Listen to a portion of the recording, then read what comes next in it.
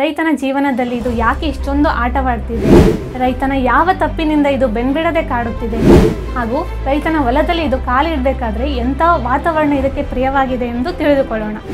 ನಮಸ್ಕಾರ ರೈತ ಬಾಂಧವರೇ, ತಮಗೆಲ್ಲರಿಗೂ ಅಗ್ರಿಪ್ಲೆಕ್ಸ್ ಇಂಡಿಯಾ ಯೂಟ್ಯೂಬ್ ಚಾನಲ್ಗೆ ಸ್ವಾಗತ. ಈ ದಿನದ ಈ ಸಂಚಿಕೆಯಲ್ಲಿ ನಾವು ಹತ್ತಿಯಲ್ಲಿ ಬರುವಂತಹ ನೆಟೆ ರೋಗದ ಬಗ್ಗೆ ತಿಳಿದುಕೊಳ್ಳೋಣ. ಏನಿದು ನೆಟೆ ರೋಗ, ರೈತನ ಜೀವನದಲ್ಲಿ ಇದು ಯಾಕೆ ಇಷ್ಟೊಂದು ಆಟವಾಡ್ತಿದೆ, ರೈತನ ಯಾವ ತಪ್ಪಿನಿಂದ ಇದು ಬೆನ್ಬಿಡದೆ ಕಾಡುತ್ತಿದೆ ಹಾಗೂ ರೈತನ ಹೊಲದಲ್ಲಿ ಇದು ಕಾಲಿಡಬೇಕಾದ್ರೆ ಎಂಥ ವಾತಾವರಣ ಇದಕ್ಕೆ ಪ್ರಿಯವಾಗಿದೆ ಎಂದು ತಿಳಿದುಕೊಳ್ಳೋಣ. ಈ ಎಲ್ಲ ಪ್ರಶ್ನೆಗೂ ನಿಮಗೆ ಉತ್ತರ ಸಿಗಬೇಕು ಅಂತಿದ್ರೆ ಈ ವಿಡಿಯೋನ ಸ್ಕಿಪ್ ಮಾಡದೆ ಕೊನೆಯವರೆಗೂ ನೋಡಿ. ಮೊದಲನೇದಾಗಿ ನೆಟೆ ರೋಗ ಎಂದರೆ ತಿಳಿದುಕೊಳ್ಳೋಣ. ಇದನ್ನು ಸೊರಗು ರೋಗ, ಸಿಡಿ ರೋಗ ಎಂದು ಆಯಾ ಪ್ರದೇಶಕ್ಕೆ ಅನುಗುಣವಾಗಿ ಕರೆಯಲಾಗುತ್ತದೆ. ಇದು ಸಾಮಾನ್ಯವಾಗಿ ಫ್ಯುಸೇರಿಯಂ ಎಂಬ ಶಿಲೀಂಧ್ರದಿಂದ ಬರುತ್ತದೆ. ಹಾಗಾಗಿ ಇದನ್ನು ಫ್ಯುಸೇರಿಯಂ ಆಕ್ಸಿಸ್ಪೋರಮ್ ವಿಲ್ಟ್ ಡಿಸೀಸ್ ಎಂದು ಕರೆಯಲಾಗುತ್ತದೆ. ಈ ರೋಗದ ಲಕ್ಷಣವು ಸಾಮಾನ್ಯವಾಗಿ ನೀರು ಮತ್ತು ಪೋಷಕಾಂಶಗಳು ಸರಬರಾಜು ಮಾಡುವಂತಹ ಜೈಲಮ್ ಮತ್ತು ಫ್ಲೋಯಮ್ ಎಂಬ ಅಂಗಾಂಶಗಳಲ್ಲಿ ಕಂಡುಬರುತ್ತದೆ.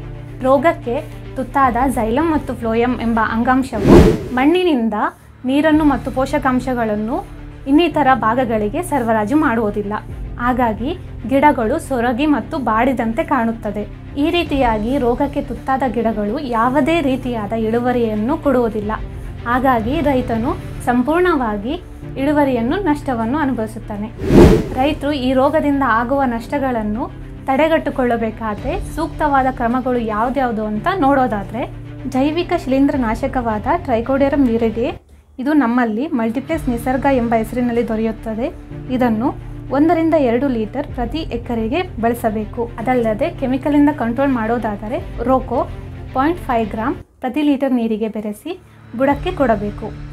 ಹಾಗೆಯೇ ಈ ರೋಗವು ಹೊಲದಲ್ಲಿ ಅತಿಯಾಗಿ ತೇವಾಂಶವಿದ್ದರೆ ಅತಿ ಹೆಚ್ಚಾಗಿ ಕಾಣುತ್ತದೆ. ಹಾಗಾಗಿ ತೇವಾಂಶ ನಿಯಂತ್ರಣ ಮಾಡುವುದು ಸಹ ಅತಿ ಮುಖ್ಯವಾಗಿದೆ.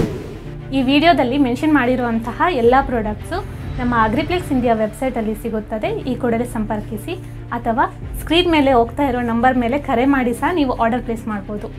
ನಮಸ್ಕಾರ.